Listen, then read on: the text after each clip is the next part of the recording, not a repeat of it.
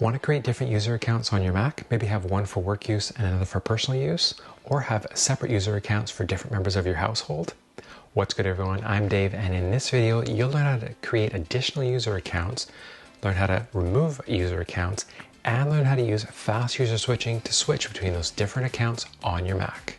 Let's switch over to the computer. From the dock, open System Preferences by clicking on the silver gear icon, or hit Command Spacebar to open Spotlight and start typing in the words System Preferences into the search bar. Then, click on the System Preferences application icon in the search results. In System Preferences, click on Users and Groups. In the left panel, you'll see the list of user accounts on the computer. At the top, under Current User, the account created via the Setup Assistant in my previous video. Click on the padlock in the lower left, enter the password for the user account, and click Unlock. Now changes can be made to any of the accounts or to add new ones, which we'll do right now. Just above the padlock, you'll see a plus symbol. Click on it to start the process of adding a new user. In the dialog box that displays, click on the drop-down menu next to New Account to select the type of account you want to create. There's three options: Administrator, Standard Account, and Share Only Account. Administrator level accounts can manage user accounts, download and install applications, and make changes to the computer. The very first account you created when setting up your Mac, by default, is an administrator level account. Users with a standard account can download and install applications and make changes to settings in their own account, but they can't add other users or make changes to other user accounts. Share-only accounts can only access shared files. They can't change settings or download apps or add additional users. The new account I'll be creating will be another admin level account. You might be asking, why have two or more admin accounts? Well, you may never need to have more than one admin account. However, there are instances where having a second admin level account is required. For example, if you only had one user account on your Mac and wanted to change the account name or change the name of the home folder, you'd need to sign into a different administrator account to make changes on the other account. This new account is where I'll be doing all of my work, and also it'll be connected to an Apple ID.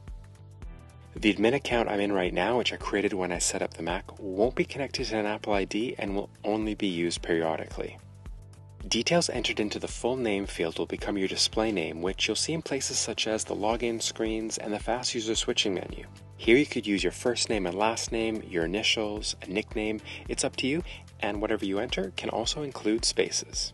The account name becomes the name of the account and the name of the home folder. Although it's reusing what's entered in the full name field, minus any spaces, you can choose something different for this name. Where will it show up? As an example, you'll see it in places like Finder. My suggestion is to consider using a single word. You can name it after your favorite building, favorite landmark or geographical location, a nickname. It's up to you as long as it doesn't contain any spaces. For my personal user account, I'm going to name my home folder after a city. Enter a password for the new user account. If you need something secure, click on the key icon to open Password Assistant. Choose the length of the password, the type of password from one of the four options, and then from the list of suggestions, the password you'd like to use. The password fields will automatically populate with your choice. I'm going to choose my own password, so I'll close Password Assistant, enter my password in the first field, and then repeat it in the Verify field. If needed, enter a hint to help you remember it. After clicking on Create User, the newly created account is shown in the list. The next step is to activate it by running Setup Assistant. To launch Setup Assistant on a new account, you'll need to switch over to it, and there are a few ways to move between accounts. You can log out of the current account by selecting the Apple menu in the top left, and in the very bottom of the menu, select Log Out. The login screen displays, and from there, select one of the other accounts to log into. Or you can lock the current account you're in by selecting the Apple icon in the top left, and choosing Lock Screen from the bottom of the menu. On the lock screen, click on Switch User at the very bottom. And the third way is by using fast user switching, which is easy to turn on and easy to use. To turn on fast user switching, go back to System Preferences. If you're not on the main menu, click the 4x3 grid in the top row to return to the main menu. Click on the dock and menu bar icon. In the left panel, scroll down most of the way until you find fast user switching and click on it. The right panel will change to options for fast user switching. At time of recording in February 2022, there were two options, Show in Menu Bar and Show in Control Center. Select one or both of them. Having it in the menu bar, it'll always be displayed and easily accessible. In Control Center, it is an extra click away, but it gives you one more spot to access it. I'll select both. And that's it. Fast user switching is turned on and ready for use.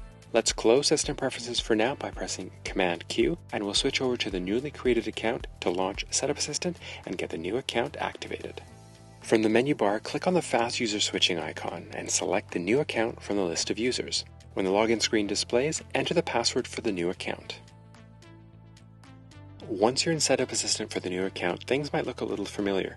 Most of the steps presented here are the same as when setting up the very first user account on a new Mac. What's not part of this flow are things like selecting a language, a region, signing into a Wi-Fi network, or Migration Assistant, for example.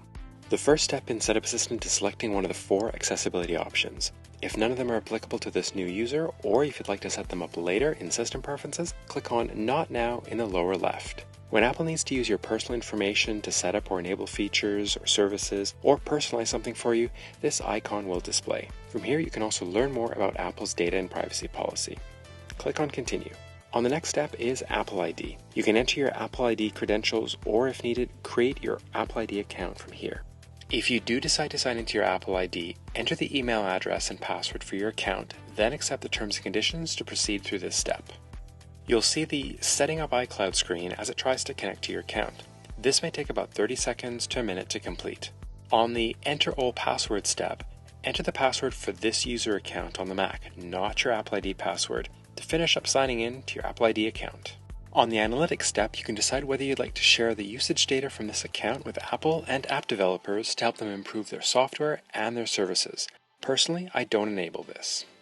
Next we have Screen Time. You can turn on Screen Time for this new account if you'd like to receive details on how often you're using apps on your device on a daily or weekly basis, or combine Screen Time across your Apple devices when you're logged into your Apple ID. I'm not setting this up, so I'll click Set Up Later in the lower left. Enabling Siri for use on this account can be done now or set up later via Setup Assistant.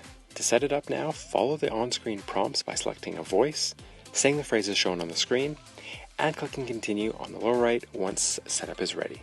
On the Improve Siri and Dictation step, you can choose whether or not to share with Apple portions of your audio used with Siri to help them improve the service. Although it's anonymized, I'll select Not Now and then click Continue. In this next step, if it's available on your Mac, you can set up Touch ID to unlock your account with your fingerprint. To set it up now, click Continue and follow the prompts on the screen. Or if you'd like to do this later via System Preferences, click on Set Up Touch ID Later in the lower left. This next step for Apple Pay will only be shown if you signed into your Apple ID account earlier on in Setup Assistant. Here, it's asking if you'd like to use Apple Pay along with Touch ID to make payments from your Mac using your different payment cards. For this step, I'll select Set Up Later. This brings us to the last step in Setup Assistant for the new user account. Here, choose a look for the new account. I'll select Light Mode. You can change this later in System Preferences if you'd like. Once you've made your choice from one of the 3 options, click Continue. The desktop appears, and you're done. The new account is ready for use. Any custom settings made to this account via System Preferences, like changing the desktop image, choosing dark mode for the overall look, or turning on fast user switching, will only apply to this account. If you need to delete or suspend a user account, it's pretty easy, and there are 3 options available to you. Start by opening System Preferences. Click on Users and Groups, and then on the Users and Groups section, click on the padlock in the lower left and enter your account password to start making changes. In the left panel under Other Users, select the account you'd like to delete or suspend. At the bottom of the panel, under Login Options, click on the minus icon. If the user account you're deleting is logged into an Apple ID, you'll be prompted to enter the Apple ID password, followed by another prompt to enter the user account's password to authenticate the Find My service. In the dialog box, you're given 3 options on what you can do with the account and its home folder. The first option, Save the home folder in a disk image, will archive the account, its documents, and information into deleted users. Select this option if the account and the data within it might be needed again in the future. The second option, Don't change the home folder, would be used if you want to leave the account in place but disable login access until it was restored by an administrator. And the third option, Delete the home folder, will completely remove the user and erase all documents and information under this account and will free up space on the hard drive. Once you've made your choice from one of the 3 options, click Delete User. Once you're done, click on the padlock icon to prevent any unnecessary changes in the Users and Groups section. And lastly, if you try to shut down or log out while you've got multiple users logged in at the same time, you'll get this warning message indicating that other users could lose any unsaved work. From here, you've got a couple of options. You could switch over to each account and log them out individually, or with an administrator login and password, override logging out individual accounts and shut the computer down, potentially losing any unsaved work. Thank you for watching this video on creating user accounts for your Mac. If you enjoyed this video, please give it a like, please consider sharing it, and please consider subscribing. Take care, and we'll catch you in the next one. Peace and love.